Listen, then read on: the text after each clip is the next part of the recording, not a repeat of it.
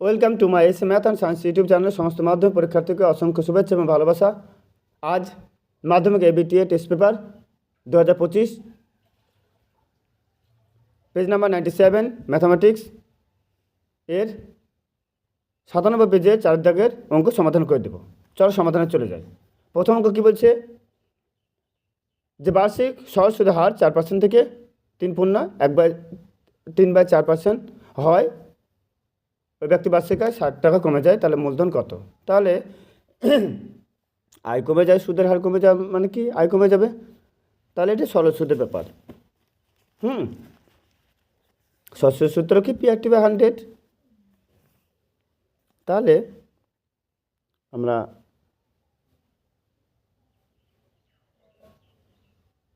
ধরি আসল সমান P টাকা সময় 1 বছর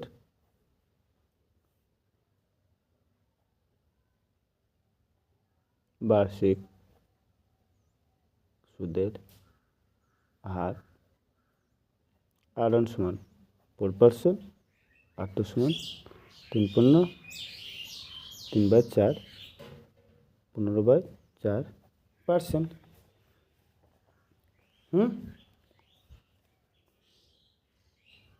শর্তানুসারে P/100, যেহেতু 21 সময়ের উপর কাজটা করছি, P/100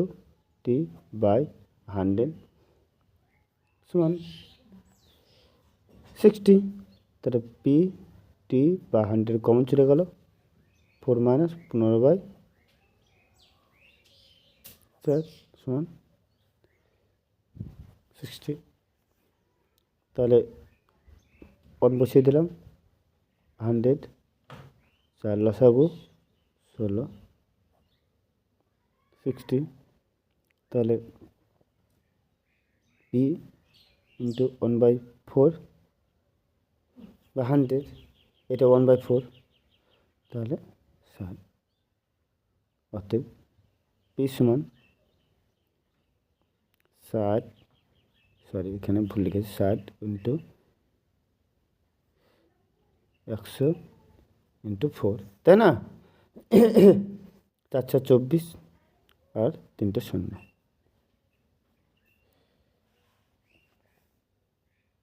অতএব আসল সমান 24,000 টাকা। ঠিক আছে, দেখে নাও ভালো করে। 2 নম্বর কোশ্চেন বলেছে যে বার্ষিক নির্দিষ্ট, 2 নম্বর কোশ্চেনটা বলেছে, সমাধান হয়ে গেল। বার্ষিক নির্দিষ্ট শতকরা চক্রবৃদ্ধির হার সুদে কিছু টাকা n বছরে দ্বিগুণ এবং কত বছরে 4 গুণ হবে। তাহলে এখানে কিছু টাকা বলতে আসল সমান আমরা ধরি,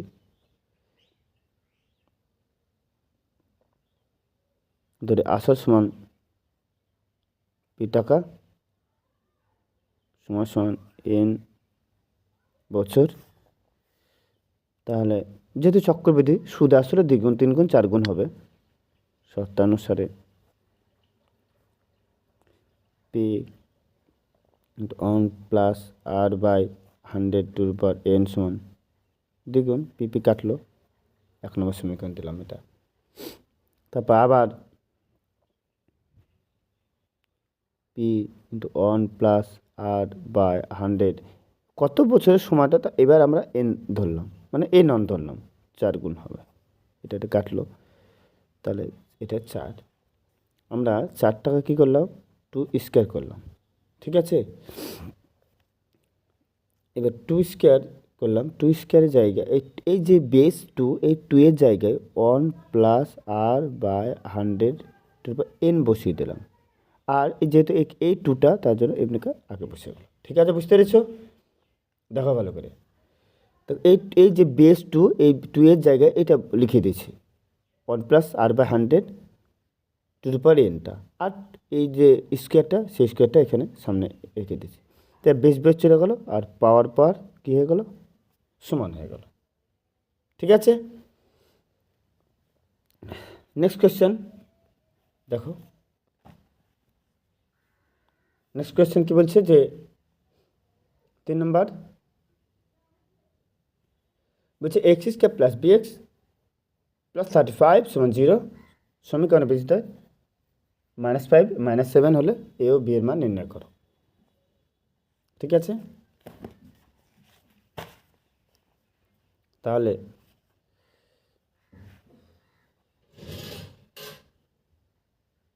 তিন নম্বর কোশ্চেন যে x square plus bx plus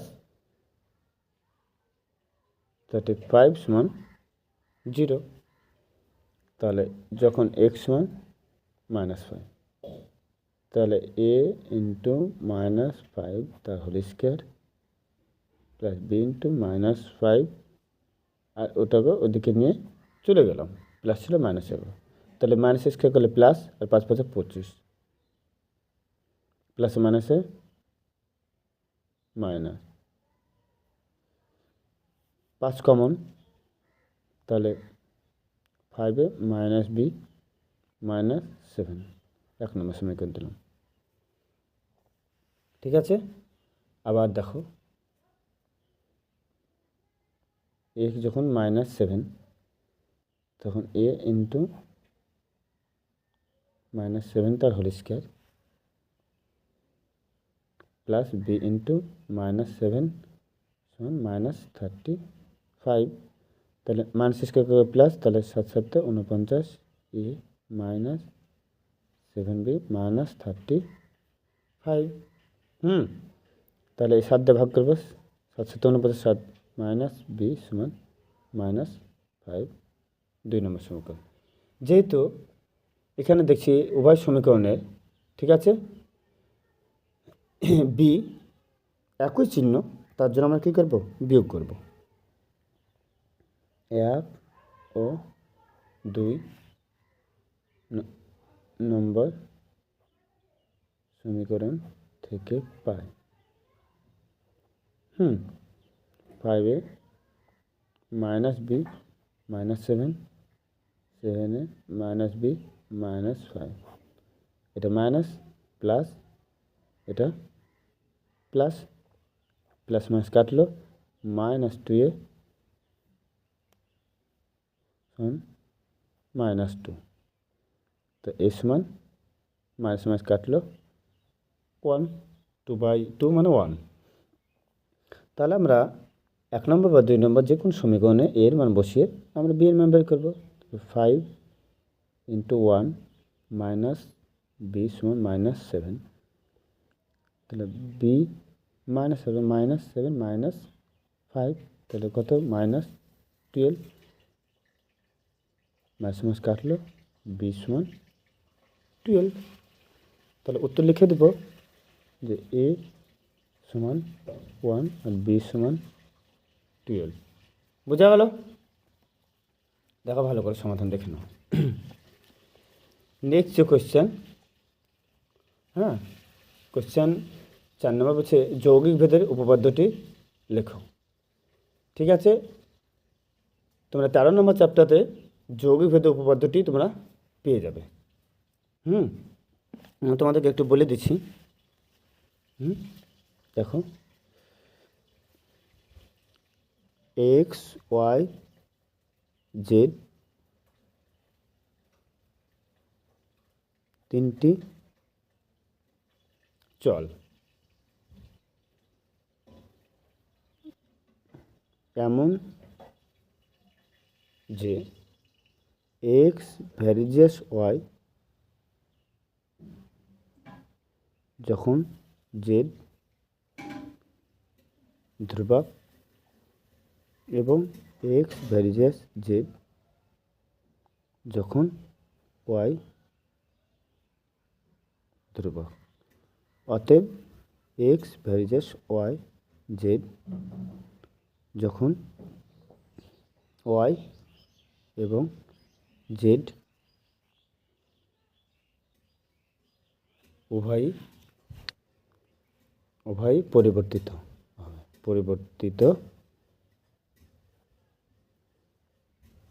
হয়। এটি হলো যৌগিক ভেদের উপপাদ্য। ঠিক আছে, 5 নাম্বার। দেখো 5 নম্বর কোয়েশ্চেন কি বলেছে যে 63 ডিগ্রি 35 মিনিট 15 সেকেন্ড পরিমাপ পূরক কোণে মানে কত? দুজনের সমষ্টি 90, তাহলে 90 ডিগ্রি সমান 89 ডিগ্রি, ঠিক আছে, 59 মিনিট 60 সেকেন্ড। তাহলে পূরক কোণ, তাহলে এটা থেকে ওটা বিয়োগ করব, তাহলে 89 degree 59 minute 60 second minus 63 degree 35 minute 15 second. তাহলে গরুর সঙ্গে গরু, ছাগলের সঙ্গে ছাগল, তাহলে সেকেন্ডের সঙ্গে সংখ্যার কত? 45 সেকেন্ড। 59 থেকে 35, তো 5 4 আর 3 আছে, কত দিলে তো কত? 2 24 সেকেন্ড। 3 আছে কত দিলে? 6 ডিগ্রি, আর 6 আছে কত দিলে? 8 2, অর্থাৎ অতএব 63 ডিগ্রি 35 মিনিট 15 সেকেন্ড এর পূরক কোণের মান 26 ডিগ্রি 24 মিনিট 45 সেকেন্ড। ঠিক আছে, নেক্সট কোয়েশ্চেন দেখো কি বলেছে। 6 নম্বর কোয়েশ্চেনটা বলেছে 3 সেমি বা 11 সেমি ব্যাসার্ধ বিশিষ্ট দুটি বৃত্ত যার কেন্দ্রদ্বয়ের মধ্যে দূরত্ব 17 সেমি, সাধারণ স্পর্শকের দৈর্ঘ্য।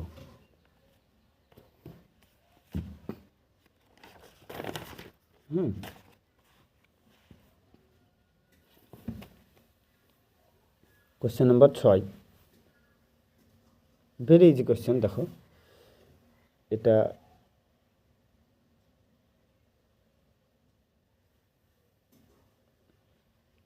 বৃত্ত 3 সেমি, আর এটা 11 সেমি বৃত্ত। ঠিক আছে, বৃত্তের কেন্দ্র আমরা এটা পি আর এটা কিউ দিলাম। আর এই বৃত্তের কেন্দ্র আমরা যোগ করলাম, আর এটা এর ব্যাসার্ধ, এটা এর ব্যাসার্ধ। ঠিক আছে, এবার দেখো এই সমান্তরালে যদি যায়, ঠিক আছে, এটা তাহলে এটা 3 সেমি, তাহলে এটাও 3 সেমি। ঠিক আছে, তাহলে এই যে সাধারণ স্পর্শকের কথা বলছি, এই দেখো এই যে সাধারণ স্পর্শক, এই স্পর্শকের দৈর্ঘ্য বলে গেছে। তাহলে এর কারণে আমরা এটা ই নাম দিলাম, এটা বি, আর এটা সি নাম দিলাম। ঠিক আছে, তাহলে সর্বোচ্চ স্পর্শ কিন্তু সবসময় 90 ডিগ্রি কোণ ফর্ম করে, 90 ডিগ্রি কোণ ফর্ম করে। বুঝতে পারছো কথা? তাহলে কেন্দ্রদ্বয়ের মধ্যে দূরত্ব, তাহলে এখানে 17 সেমি বলেছে, তাহলে এটাও 17 সেমি। তাহলে এটা 3, এটাও 3, আর টোটালটা 11, তাহলে নিশ্চয়ই এটা 8 সেমি। অর্থাৎ বি সি সমান B Q minus Q C, অর্থাৎ 11 মাইনাস 3 সমান 8 সেমি। তাহলে এই 90 ডিগ্রি বিপরীত বাহুকে অতিভুজ বলে, তাহলে এটা, তাই না, এটা অতিভুজ, 90 ডিগ্রি, এটা অতিভুজ। তাহলে লম্বস্কে ভূমিস্কে, তাহলে আমরা এ বি, আমরা স্পর্শকে এ বি স্কয়ার সমান অতিভুজ স্কয়ার, অতিভুজ কোনটা? এটা A B, A AC square minus BQ না বিসি স্কোয়ার, সরি এটা বিসি স্কোয়ার। তাহলে এসি স্কোয়ার কত 17 whole square minus 8 whole square, তাহলে কত 289 64, তো 225। তাহলে এই বি এদিকে ছিল স্কোয়ার, ওদিকে যা রুট 15, দৈর্ঘ্য যেহেতু বড়ো তাই আমরা প্লাসটা নিলাম। তাহলে লিখে দেব অতএব স্পর্শকের দৈর্ঘ্য সমান 15 সেমি। ঠিক আছে, 6 নম্বর কোশ্চেন গেল। 7 নম্বর কোশ্চেন দেখো, ভালো করে দেখেন একবার।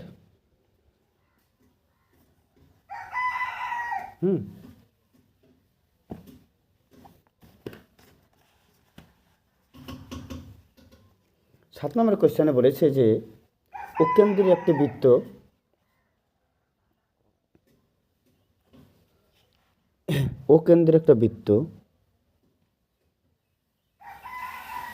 ঠিক আছে, এই অকেন্দ্রের বৃত্তের এবি অকেন্দ্রের একটি বৃত্ত এবি যার এবি এর উপর ওপি লম্ব। ঠিক আছে, এটা এ ব্যাসার্ধ, আর এটা আমরা সি দিলাম পিসি। এই পিসি বলেছে 2 সেমি, তাহলে এটা আমাকে আর ধরলাম।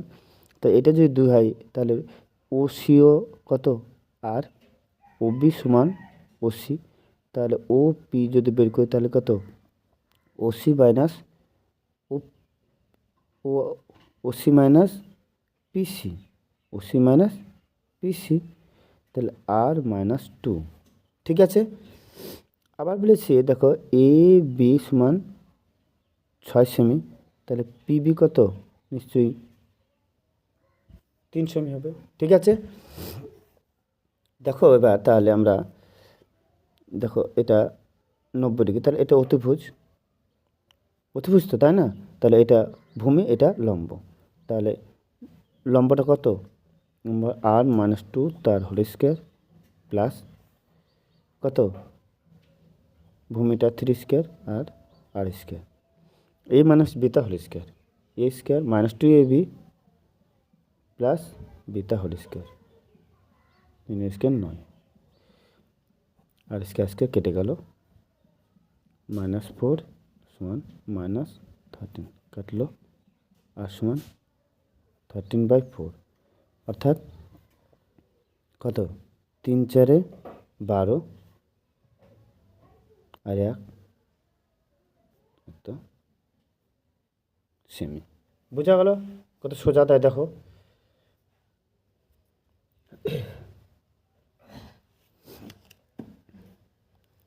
আটের দাগের কোশ্চেন বলছে এবিসি একটা সমকোণী ত্রিভুজ। 8 দাগের কোশ্চেন হচ্ছে এ বি সি একটা সমকোণী ত্রিভুজ যা বিকোণ 90 ডিগ্রি, আর এসি এর ওপর একটা লম্ব বিডি। ঠিক আছে, এর নাম মার্কস দিয়েছে, মানে অর্থাৎ বিডি হলো 16 সেমি দিয়েছে না, এবিসি সমকোণী ত্রিভুজ যা এবি 3 সেমি, এবি 3 সেমি। ঠিক আছে, আর কি দিয়েছে? আর দিয়েছে বিসি 4 সেমি। তাহলে লম্ব স্কয়ার ভূমি স্কয়ার অতিভুজ, তাহলে এই যে এসি এটা কত হবে 5 সেমি হবে, অর্থাৎ 3 4 5 এরা কয় 3 বন্ধু, 3 4 5 3 বন্ধু, অর্থাৎ একটা সমকোণী ত্রিভুজের 3টি বাহুর মানকে বাহুর দৈর্ঘ্যকে সূচিত করে। তাহলে দেখো এই এবিসি ত্রিভুজের যে ক্ষেত্রফল দেখো হাফ ইন্টু ভূমি ইন্টু উচ্চতা, আর এই বরাবর দেখো এই যে বিডি যে লম্ব সেই ত্রিভুজের এসি হচ্ছে বেস, তাহলে হাফ ইন্টু ভূমি অর্থাৎ ইন্টু উচ্চতা বিডি, তাহলে হাফ হাফ কেটে গেল, তাহলে ডি সমান 12/5, তাহলে 2 × 2/5। দেখো কত সোজা, কত ইজি অঙ্ক, তাই দেখো। ঠিক আছে, এবার 9 দাগের কোশ্চেন বলছে দুটি গোলকের বক্রতলের ক্ষেত্রফল 1:4 আয়তন অনুপাত। ঠিক আছে, চলো এখানে করে দিই। 9 দাগের কোশ্চেন বলছে দুটি গোলকের বক্রতলের, তাহলে ধরি ব্যাসার্ধ দ্বয় R1 ও R2 একক। ঠিক আছে, শর্তানুসারে 4πr1² / 4πr2² 1/4, 4/4 গেল, তাহলে R1/R2 √1/4, স্কোয়ার ছোটো দিকে রুট হয়ে গেল, তাহলে হাফ, তাহলে R1 সমান আর R2 সমান 2R। বুঝতে পারছো, ধরে নিলাম। দেব কী বলেছে, আয়তন অনুপাত, অতএব আয়তনের অনুপাত 4/3πr1³ 4/3πr2³।